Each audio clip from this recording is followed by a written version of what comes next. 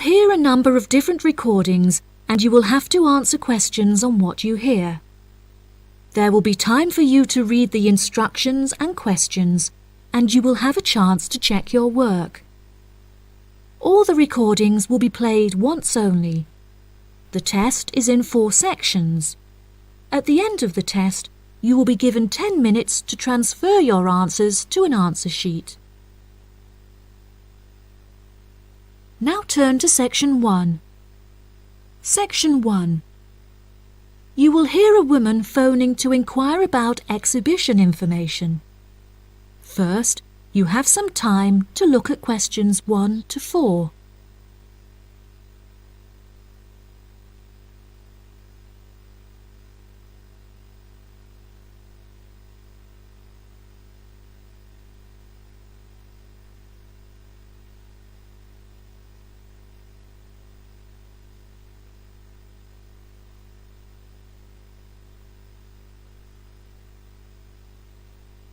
You will see that there is an example that has been done for you. On this occasion only, the conversation relating to this will be played first. Good morning. You're through to the events coordinator at the Birmingham City Council. How may I help you? Hello there. My husband and I are interested in purchasing tickets to the automobile exhibition, but I couldn't find many details about it on your website. And I was wondering whether you could provide me with some more information. Does it open in June? The purpose of calling is to purchase tickets, so purchasing has been written in the space. Now we shall begin. You should answer the questions as you listen, because you will not hear the recording a second time. Listen carefully and answer questions 1 to 4. Good morning. You're through to the events coordinator at the Birmingham City Council. How may I help you? Hello there. My husband and I are interested in purchasing tickets to the automobile exhibition, but I couldn't find many details about it on your website, and I was wondering whether you could provide me with some more information. Does it open in June? Yes, of course, madam. The exhibition will take place during July and will showcase the history of automobiles from the very first commercial car in the late 1800s all the way through to the present day. Is the exhibition open for the duration of July? No, madam. The exhibition will last 3 days, from the 1st of July to the 3rd of July, and then the cars will be taken to another exhibition. Okay. Does the exhibition focus on a certain manufacturer? No. It will showcase a wide range of manufacturers. Wonderful. I'm ever so fed up of going to these shows and only seeing one manufacturer. Are there any opportunities to sit in or even drive the cars? There will be many opportunities for you to sit in the cars. However, some of the cars will only be available to observe. We are yet to be told whether any of the antique cars will be available to drive. However, there will certainly be an opportunity to test driving some of the more modern cars on a purpose-built track. That sounds like great fun. I mustn't forget to bring my camera, or my husband will never forgive me. I'm afraid to say that cameras are actually strictly not allowed to bring into the exhibition. There will, however, be a section where a professional photographer will be available to take photos of you sitting in a car in period clothing. Well, that sounds like it could be fun, but I assume the photos won't be free. On the contrary, one free photograph is included within every ticket, but each photo after this will cost £5. Before you hear the rest of the conversation, you have some time to look at questions 5 to 10.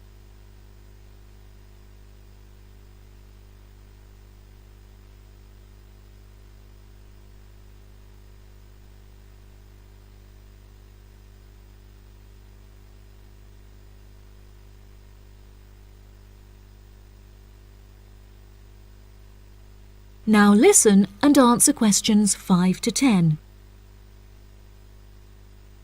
That's a nice surprise. Not many things are free anymore. I've been asking around about the ticket prices, but I haven't yet had a definite answer. Is it correct that the tickets are £100, whether you buy them now or on arrival? I'm afraid not. If you buy the ticket in advance, the price is £110, but it's £165 on the door. Oh, goodness. I suppose I'd best pay for them now then. Is it possible to buy tickets from you now over the phone? Yes, of course, madam. I'll transfer you to the box office manager, Mark Edgeworth. That's EDGEWORTH.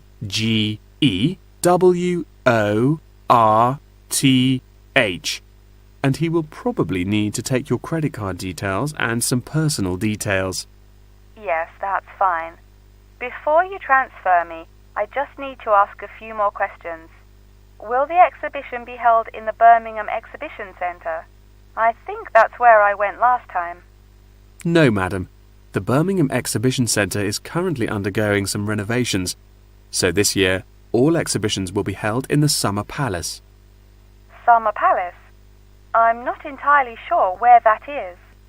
Well, it's not too far from City Centre. Once you're in the centre, you should be able to find signs for the palace. If not, most people in Birmingham will be able to direct you.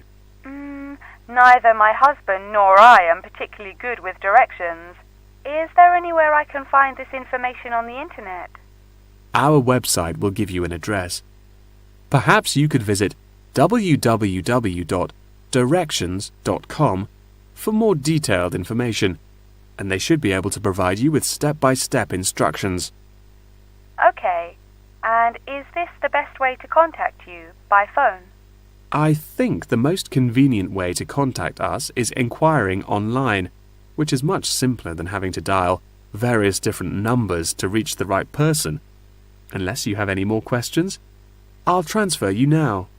No, that's great. Thank you for your help. That is the end of section 1. You now have half a minute to check your answers.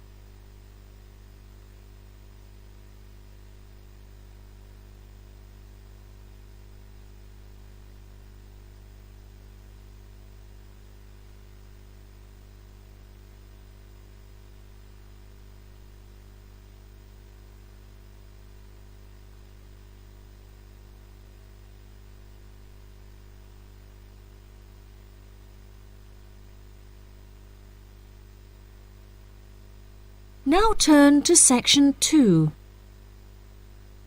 Section 2. You will hear part of a talk given by a member of staff at a hospital. First, you have some time to look at questions 11 to 15.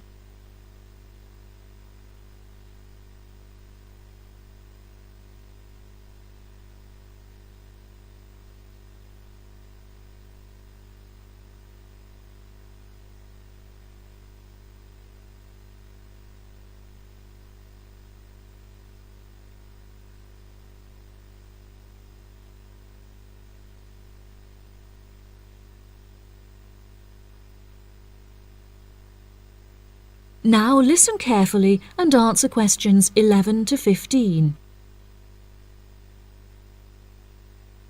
Hello, and welcome to the homepage for the Healthy Hearing Medical Clinic and Surgery, where we'd like to share a little more information about the services we provide and more. Our hospital is one of the leading specialised hospitals in the United Kingdom, attracting the very best healthcare professionals from around the globe. Not only are we a leading medical practice, but we are also the only hospital in the United Kingdom dedicated entirely to the treatment of and research into the curing of hearing loss. Our facilities and staff here are renowned across Europe, attracting thousands of patients a year. Our consultations can number anything up to 11,000 patients a year. However, we aim to treat around 5,000 patients a year so as to maintain and ensure the quality of our services. Our patients are guaranteed the highest standard of care, as well as the use of our first-class facilities. All patients requiring overnight treatment are provided with their own private room with ensuite facilities, as well as a state-of-the-art entertainment centre, which includes a flat-screen LCD television and PlayStation. Appointments with our healthcare professionals can be made at any time during the week, with female doctors available between 8 a.m. and 11 a.m. If you need to see a doctor outside of these times, please visit the Out of Hours page of our website for more information. Our doctors are all trained to an exceptionally high standard and practice a vast array of specialities. Mr. Roberts is a fully qualified ear and throat specialist. Mr. Edwards is a pediatric hearing specialist, while Mr. Green specializes in reversing hearing loss. For more details about our people, please visit the staff members page on our website. During a consultation, doctors will sometimes decide medication is required, for which patients should receive a prescription. There are several pharmacies within the city. However, we recommend that patients use the pharmacy housed within our healthcare facility. Our in-house pharmacy is well stocked at all times. Our products are competitively priced, and our pharmacists are on hand to help and advise from 8 a.m. until 10 p.m. from Monday to Saturday, and from 9 a.m. until 12 p.m. on Sundays. If you require any help outside of these hours, please see our Out of Hours page on the website. Since the Healthy Hearing Medical Clinic and Surgery also functions as a teaching hospital, we aim to provide our students with every opportunity to expose themselves to medicine in practice. Therefore, we would like to encourage our patients to give their consent for a medical student to attend their consultations. If our patients are not comfortable with this, there will be a form at reception where patients will be able to opt out. Before you hear the rest of the talk, you have some time to look at questions 16 to 20.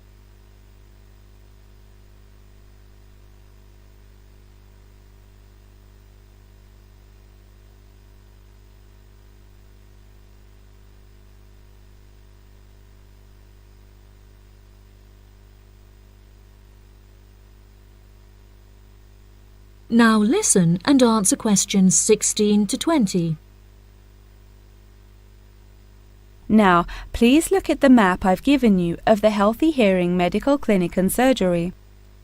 For those not familiar with our practice, reception can be found through the main door at the end of the corridor. If your consultation is booked with Mr. Green, you need to go through the main door and turn right by the nurse's desk, and his office is at the end of the corridor on your left-hand side. If you need to alter any of your personal details, please visit our secretary at the Office for Medical Records, which you will find next to the therapy room. If you're awaiting surgery, please first check in with reception before taking the first door on the right after you enter the clinic. Finally, in the event that you feel disappointed with any of the services we have provided, or have any further questions, please locate our manager's office, which can be found near the Office for Medical Records and between two closets. If you have any more questions about the Healthy Hearing Medical Clinic and Surgery, please do not hesitate to contact us on 01 256 111 111. That is the end of section 2. You now have half a minute to check your answers.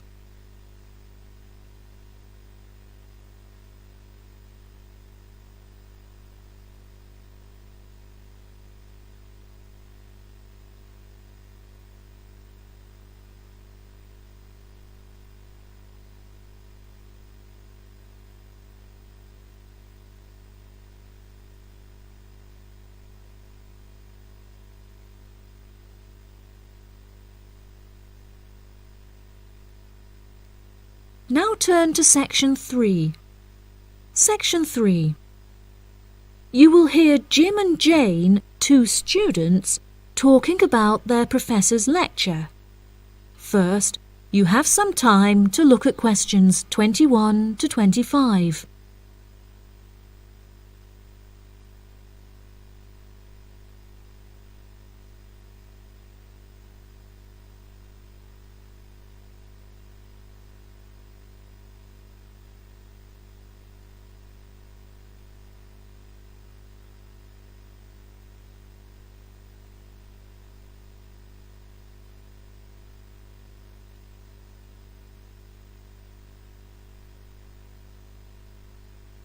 Now listen carefully and answer questions 21 to 25. Jane, what did you think of Professor Morgan's lecture? I don't know about you, but I find it incredibly difficult to believe that light influences the environment as much as he says. I've never seen any journal articles, websites or anything that verifies his arguments. It's stupid. On the contrary, I've seen a great deal of research supporting his argument from a wide range of renowned scientists. Have you looked at the recommended textbook listed on the course outline given to us at the beginning of the semester? All the information is in there. Perhaps you've just been looking in the wrong places. I never look at the course outlines. I have so many loose sheets of paper I tend to lose anything I'm given by the end of the day. What's the textbook they recommend? And where can I get it from? I should probably go buy it soon. I'm already behind in the course. Yeah, you definitely should buy it. And our grades are more important this year. It's called The Influence of Light on the Environment. You should be able to find it in the bookshop on campus. If not, they'll order it within 2 weeks. In the meantime, you should read up on Ken Simpson's work. He argues that in order to protect natural habitats, governments should endeavour to turn off lights in cities at night. Well, that's controversial. I doubt any government would be willing to do that any time soon. I imagine roads would become quite dangerous without street lighting. For this issue, Dave Kepler suggests they could just replace the existing lights with more environmentally friendly bulbs. They could even install solar-powered lights. That way, roads will be more eco-friendly while maintaining safety. Although I guess they wouldn't be particularly effective in colder countries, especially during the winter. That's quite a good idea, actually. The price of solar power is supposed to be on par with electricity within the next few decades, and it was on the news this morning. I've also heard that, according to Sharon Gray, in countries with more sunlight, insect-eating animals tend to be smaller in size. Since there are fewer insects, and the remaining insects produced a smaller number of eggs. Yeah, I think I read somewhere that sunlight also has a negative effect on the quality of water, but I'm not sure I believe it. In many hot countries, particularly developing countries, there is a lot of water pollution caused by factories rather than sunlight. Nevertheless, Maria Jackson says that in direct sunlight, the surface of the water becomes more translucent. Therefore, it affects the amount of sunlight that aquatic insects can absorb. Not much research has been undertaken to prove Jackson's theory, but it seems to have been widely accepted anyway. I've never heard of that. I'll have to look it up on Google. The only other theory I've studied is Barbara Swallow's study on how declined insect population adversely affects the frog population. Not that I'm complaining. I hate insects, especially spiders. You have arachnophobia? I never would have guessed. Didn't your brother have a pet black widow spider? Yes, he did, and I hated it. It escaped from its cage once, and we never found it. I had nightmares for months. Before you hear the rest of the conversation, you have some time to look at questions 26 to 30.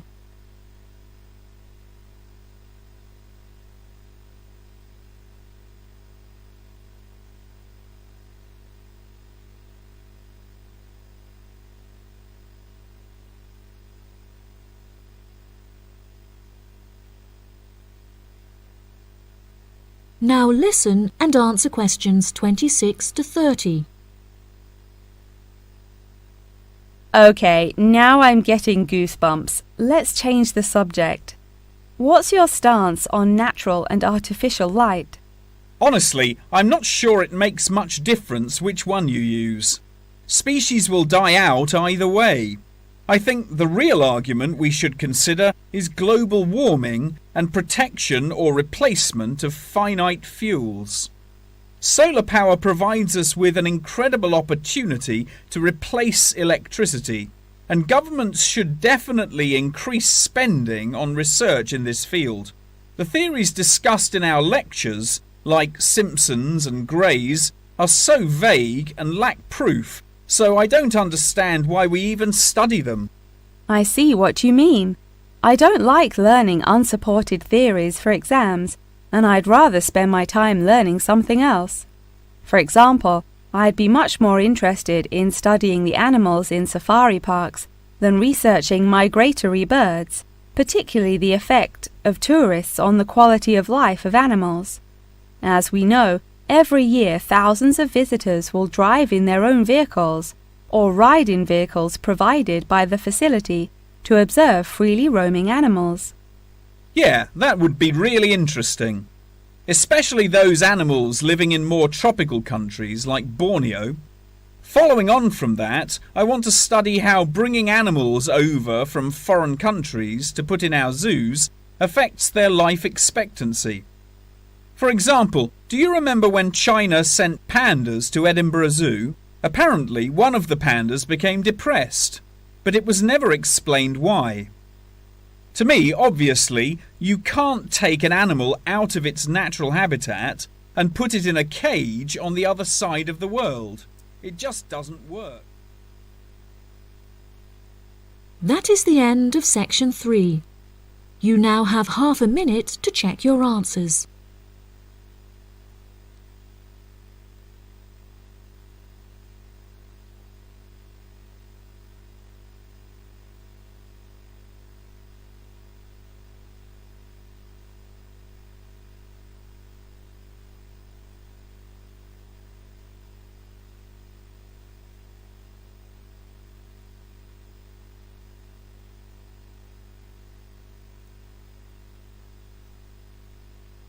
Now turn to section 4.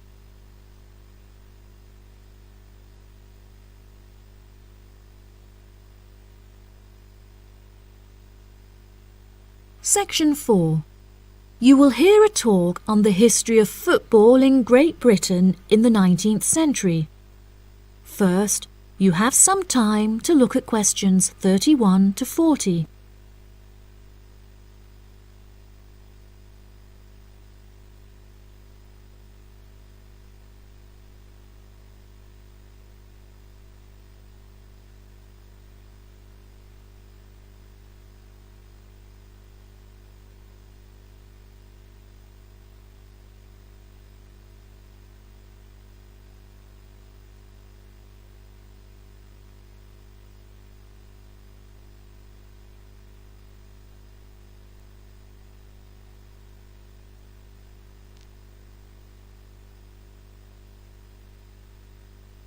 Now listen carefully and answer questions 31 to 40. Great Britain is often hailed as the home of football, with talented players travelling from far and wide to play for teams in the English Premier League, one of the most popular football leagues on the planet. Today we are going to take a look back to the 19th century Great Britain, in an attempt to trace the evolution of the beautiful game, as it is now known. Prior to the 19th century, the game featured a wide variety of local and regional adaptations, which were later smartened up and made more uniform to create our modern-day sports of association football, rugby football, and Ireland's Gaelic football. Even up to the mid-19th century, Shrovetide football, or mob football, was still widely practiced. According to the rules of mob football, there were no rules. A player could legally use any means whatsoever to obtain the ball, such as kicking, punching, biting and gouging, with the only exceptions being murder and manslaughter.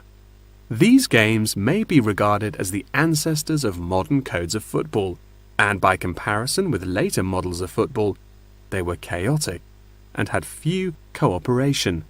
Towards the latter end of the 19th century and moving into the early part of the 20th century, however, there appeared a newfound emphasis on moral values in football. Perhaps a more modern example of this can be seen in John Terry's suspension as England captain, following reports of his infidelity to his wife. Furthermore, as mob football died away, there grew a greater concern for players' health and general well-being, with many clubs affording their top players access to frequent medical checkups and treatment. Despite the presence of Great Britain's unique state-funded National Health Service, football clubs are still seen today providing team members with state-of-the-art healthcare facilities, with the top clubs even housing their own specialist doctors and physicians.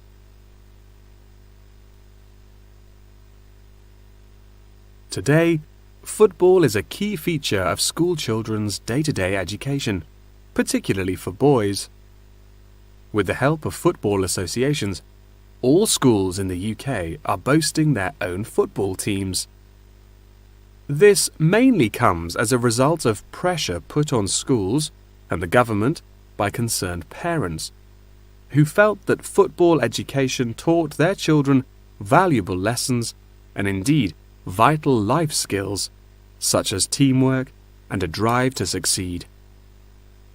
Nowadays, many of the UK's top football clubs provide training facilities and outreach programs in an attempt to educate the nation's aspiring youths.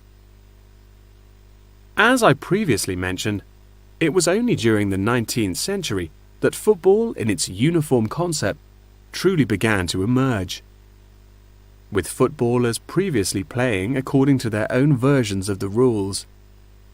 However, it was not until the early 20th century that different players actually began to play according to these standardized rules. Prior to the 19th century, football was played by all the major English public schools, including the likes of Eton College, Winchester College, and Harrow. In 1848, there was a meeting at Cambridge University in an attempt to lay down the laws of football.